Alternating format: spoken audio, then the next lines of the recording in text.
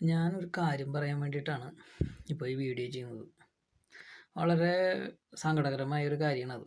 എന്താ സംഭവം വെച്ചാൽ നമ്മുടെ മാതാപിതാക്കൾ മക്കളെ വളർത്തുന്നുണ്ട്. നല്ല കാര്യം. അതൊക്കെ ചെയ്യുന്നത്, വളർത്തുന്നത്, നമ്മളെ കാര്യങ്ങളൊക്കെ നല്ലതാണ്. പക്ഷേ അത് തമ്മിലൊരു ആരും സമ്മതിച്ചു തരാത്തൊരു മത്സരം അതിന് പുറകിലുണ്ട്. അച്ഛനും അമ്മയും തമ്മിൽ.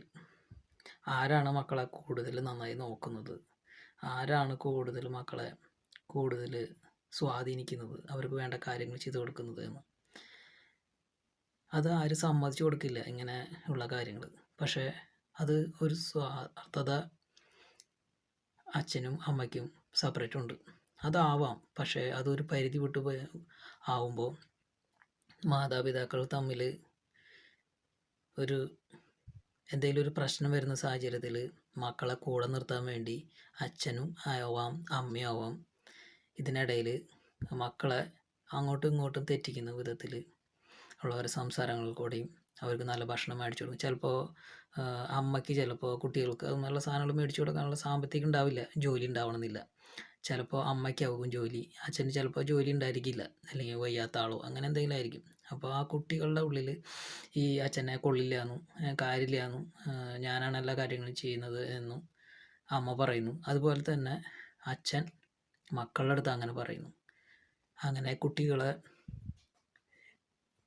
ഒരാൾ മറ്റൊരാളിൽ നിന്ന് മാറ്റുന്നതായ ഒരു പ്രവണത അത് പലയിടങ്ങളിലും ഉണ്ട്. ഇത്തിരി സാമ്പത്തികം കൂടുതലുള്ള ആൾ സാമ്പത്തികം അല്പം കുറവുള്ള പാർട്ട്ണറെ മനഃപൂർവ്വം അവോയ്ഡ് ചെയ്യുന്നതായിട്ട് പലയിടത്തും പല വീടുകളിലും പല സാഹചര്യങ്ങളിലും കണ്ടതിൻ്റെ വെളിച്ചത്തിലാണ്. ഒരിക്കലും അങ്ങനെ ആവരുത്. നമ്മുടെ മക്കൾക്ക് ഈക്വലായിട്ട് രണ്ടു പേർക്കും തുല്യമായ അവകാശമുണ്ട്, അച്ഛനും അമ്മയ്ക്കും.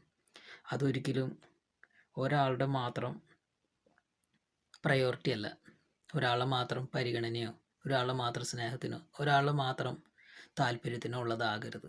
ആ കുട്ടികളുടെ കൊച്ചു മനസ്സിൽ വിദ്വേഷത്തിൻ്റെയും വൈരാഗ്യത്തിൻ്റെയും വിത്ത് മുളപ്പിക്കുന്ന വിധത്തിലുള്ള സംസാരമോ നോട്ടമോ നമ്മളെ ഒരു ആംഗ്യം കൊണ്ടോ ഉണ്ടാകരുത്. അങ്ങനെ ഉണ്ടായാൽ അത് ആ കുട്ടികളിൽ വലിയ മാറ്റങ്ങൾ ഉണ്ടാക്കുകയും അതേ തുടർന്ന് ആ ഫാമിലി